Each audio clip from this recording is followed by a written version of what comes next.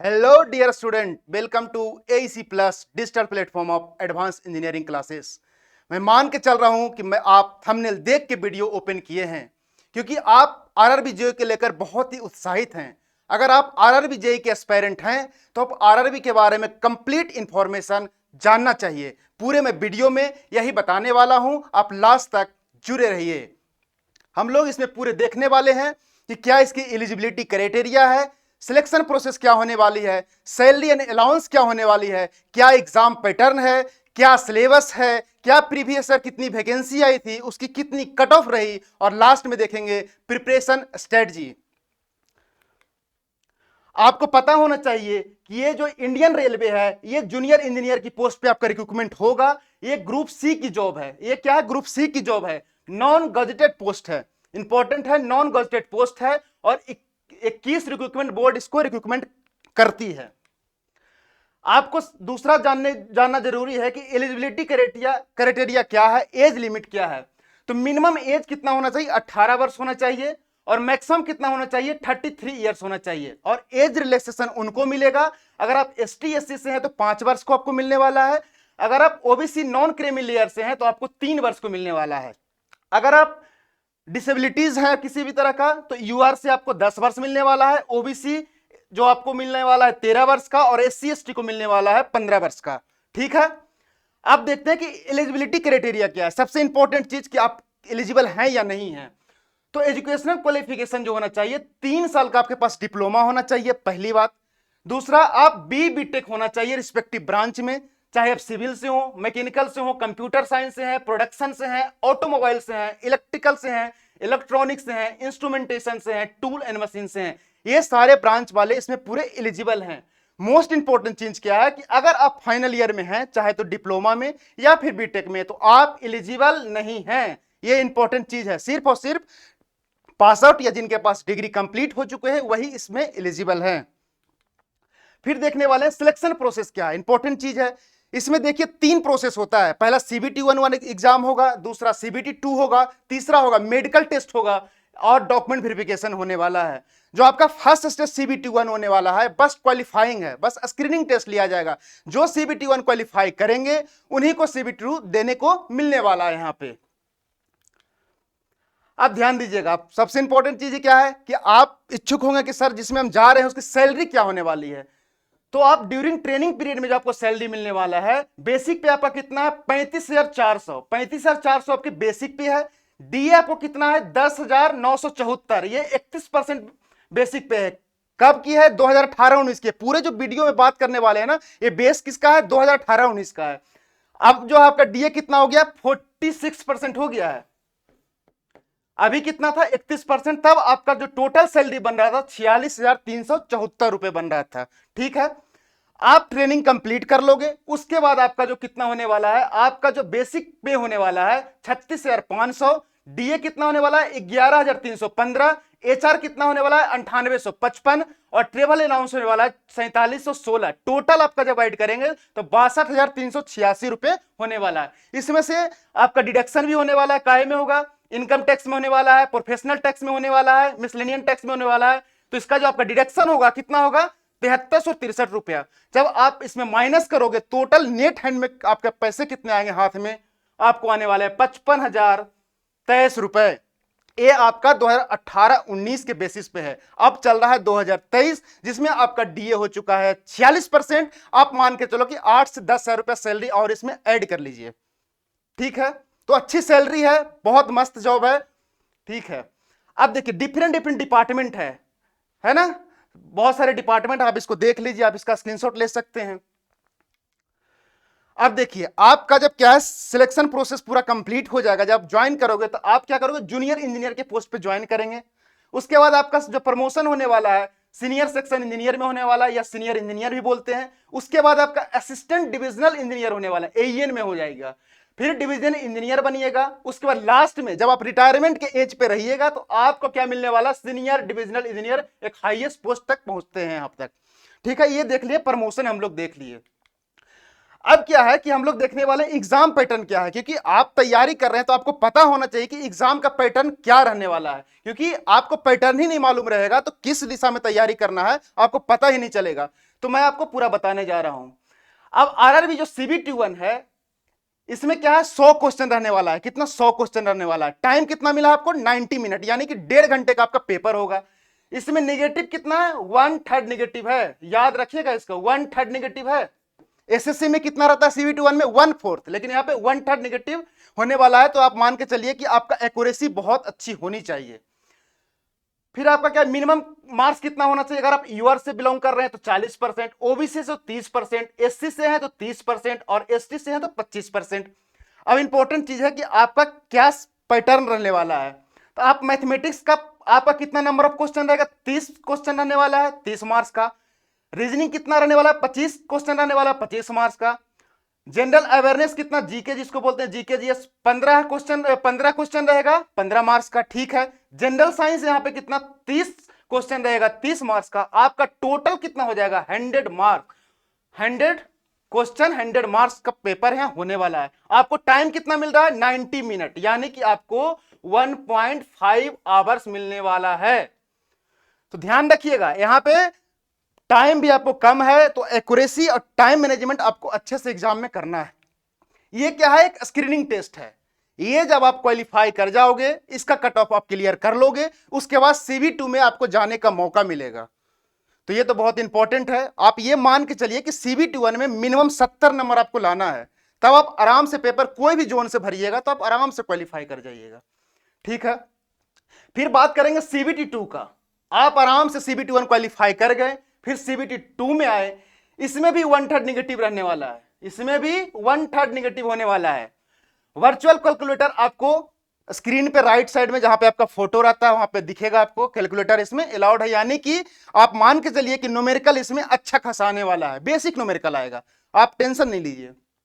अब इसका भी सिलेबस देखिए क्या होने वाला है। जनरल अवेयरनेस कितना? 15 मार्क्स का है ना, 15 क्वेश्चन, 15 मार्क्स का। फिर फिजिक्स केमिस्ट्री, यहां पे बायो नहीं आने वाला। इंपॉर्टेंट चीज क्या है? यहां पे बायो नहीं आना है, ये इंपॉर्टेंट है आपके लिए, बायो नहीं आएगा, यानी कि फिजिक्स केमिस्ट्री आप इंजीनियर हैं, बहुत अच्छे से 15 नंबर आप ले आओगे।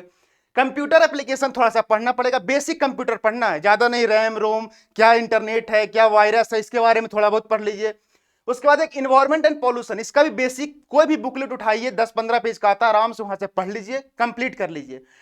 फिर लास्ट में आता है टेक्निकल एबिलिटी। आप कोई भी रिस्पेक्टिव ब्रांच से हैं, सिविल से हो, इलेक्ट्रिकल से हो, है ना, मैकेनिकल से हो, आपका कितना? 100 नंबर का यहाँ पे टेक्निकल आने वाला है, 100 नंबर का टेक्निकल आने वाला है, यानी कि आपका इंपॉर्टेंट जो रोल है यही टेक्निकल प्ले करने वाला है पूरे एग्जाम में।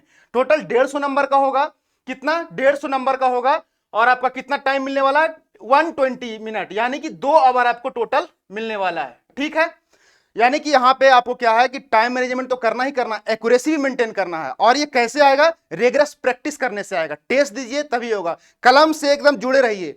रामधारी सिंह दिनकर का बहुत अच्छी पंक्ति है कि कलम देश की बड़ी शक्ति है, भाव जगाने वाली, कलम देश की बड़ी शक्ति है, भाव जगाने वाली, दिल ही नहीं दिमागों में भी आग लगाने वाली। तो आप कलम से जुड़े रहिए, आपको सफलता जरूर मिलेगा। Practice is the key of success.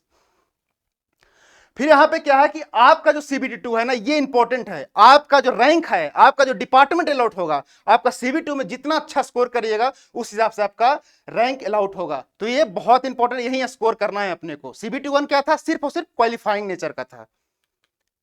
अब क्या देखिए, सिलेबस के बारे में देख लेते हैं, क्या क्या इसमें सिलेबस होने वाला। अगर आप मैथमेटिक्स में जा रहे हैं तो देख लिए, नंबर सिस्टम है, आप इसका आराम से स्क्रीनशॉट ले लीजिए, आराम से देख सकते हैं बाद में आप। फिर ऐसे ही जनरल नॉलेज का, इसमें ज्यादा माथा नहीं मारना है, क्योंकि जनरल नॉलेज में ना बहुत सारे टॉपिक हैं अपने आप में। हिस्ट्री बहुत ज्यादा है, ज्योग्राफी बहुत ज्यादा है, पॉलिटी बहुत ज्यादा है। आप क्या है कि बेसिक बेसिक सबका पढ़ लीजिए, है ना। अब बेसिक बेसिक पढ़ लीजिए, करंट अफेयर्स पे थोड़ा फोकस करिए, क्योंकि आपका कोई भी एग्जाम में देखते होंगे करंट अफेयर्स का वेटेज अच्छा खासा, मतलब 15 क्वेश्चन पूछ रहा है तो 5 से 6 क्वेश्चन करंट अफेयर्स के आ रहा है, तो आप इस पे ज्यादा फोकस करिए। ये आपका क्या होगा? जनरल नॉलेज का सिलेबस हो गया। फिर आपका रीजनिंग का सिलेबस है, ऐसे ही आपका रीजनिंग का सिलेबस होने वाला है। एनालॉजी हो गया, कोडिंग डिकोडिंग हो गया, इंपॉर्टेंट है। नंबर जो भी ब्लड रिलेशन है, वेन डायग्राम है, ये आपका पूरा सिलेबस है, इसका भी आप स्क्रीनशॉट रख सकते हैं। अब क्या है कि आप जो इन्वायरमेंट जो CB22 में आ रहा था इसका सिलेबस है, इसमें भी बेसिक है। देखिए basic of environment, the adverse effect of environmental pollution, pollution control strategy, types of pollution, best management, global warming, acidic rain, ozone depletion. अगर आप सिविल का स्टूडेंट हैं, सिविल इंजीनियरिंग कम्युनिटी से हैं, तो आप इन्वायरमेंट में बहुत सारे टॉपिक आप पढ़ते होंगे, तो आपके लिए तो ज्यादा इसमें मेहनत ही नहीं करना है दोस्तों। अब क्या है, कंप्यूटर जो आपका 10 नंबर 15 नंबर का 10 नंबर का सॉरी आने वाला है, वो देखिए क्या है, बेसिक है बिल्कुल। Computer and their architecture, input and output device के बारे में, MS ऑफिस के बारे में देखेंगे, स्टोरेज डिवाइस पढ़ लीजिए, ऑपरेटिंग सिस्टम पढ़ लीजिए, इंटरनेट एंड ईमेल पढ़ लीजिए, वेबसाइट एंड वेब ब्राउजर के बारे में पढ़ लीजिए, नेटवर्किंग पढ़ लीजिए, और लास्ट में वायरस। वायरस से बहुत क्वेश्चन आता है, तो यह बेसिक कंप्यूटर है, आप कोई भी कहीं से भी पढ़ लीजिए, कोई भी मैगजीन उठा के आराम से आप कंप्लीट कर सकते हैं, बहुत छोटा सिलेबस है इसका। अब देखिए टेक्निकल एबिलिटी जो है डिफरेंट डिफरेंट रिस्पेक्टिव ब्रांच का है ना, सिविल है, इलेक्ट्रिकल है, मैकेनिकल है, और भी है ब्रांच, CSIT वाले भी हैं, ये सब एलिजिबल है, ये ब्रांच होने वाला है। हम यहाँ पे डिस्कस करने जा रहे हैं सिविल और एलाइड इंजीनियरिंग। सिविल इंजीनियरिंग का क्या सिलेबस रहने वाला है, तो आप देखिए जो आप SSC JEE में सिलेबस पढ़ते होंगे टेक्निकल का, सेम टू सेम सिलेबस है, सेम टू सेम सिलेबस है। यानी कि टेक्निकल में आपका ज्यादा माथा मारना ही नहीं है, बस आपको कहां पे एक्स्ट्रा पढ़ना है, आपको थोड़ा सा कैड के बारे में जान लेना है, थोड़ा सा कंस्ट्रक्शन सब्सटेंस के बारे में पढ़ लेना, बिल्डिंग कंस्ट्रक्शन के बारे में पढ़ना, ये सब थोड़ा बहुत एक्स्ट्रा पढ़ना, बाकी सेम टू सेम सिलेबस है। यानी कि आपका सिविल इंजीनियरिंग जो पढ़ रहे हैं कोई भी एग्जाम को लेकर, यहां आपका कवर हो जाएगा। ठीक है, अब क्या इलेक्ट्रिकल का देखिए, आप इलेक्ट्रिकल का है, आप इसका आराम से बेसिक सर्किट है, सर्किट लॉ है, बेसिक कंसेप्ट है, आप इसका स्क्रीनशॉट ले लीजिए, आपका इलेक्ट्रिकल इंजीनियर का ये सिलेबस रहने वाला है। सेम ऐसे ही मैकेनिकल का है, सेम SSC का सिलेबस है, सेम टू सेम सिलेबस है, थोड़ा बहुत टॉपिक में चेंजेज है, आप इसका स्क्रीनशॉट ले लीजिए मैकेनिकल वाले हैं तो। अब क्या है, प्रीवियस ईयर जो वैकेंसी था 2019 में, टोटल वैकेंसी था 13,516, 13,516 वैकेंसी आई थी। तो ये मान के चलिए कि जो आने वाला 2023-24 में वैकेंसी है, इससे प्लस ही वैकेंसी रहने वाली है, तो बहुत अच्छा अपॉर्चुनिटी है, बहुत जो है ना 5 साल में वैकेंसी आती है, यानी कि आप एक बार मिस कर दिए तो 4 से 5 साल आपको वेट करना पड़ सकता है। ये तो RRB JEE की है, अगर इसमें सीनियर सेक्शन इंजीनियर ऐड हो गया तो मान के चलिए कि इसमें 2,000 से 2,500 वैकेंसी और ऐड कर लीजिए, तो अच्छा खासा वैकेंसी 15,000 के अप्रोक्स भी वैकेंसी आ जाती है, तो बहुत ही गवर्नमेंट धन्यवाद के पात्र है, अच्छी वैकेंसी मानी जाएगी।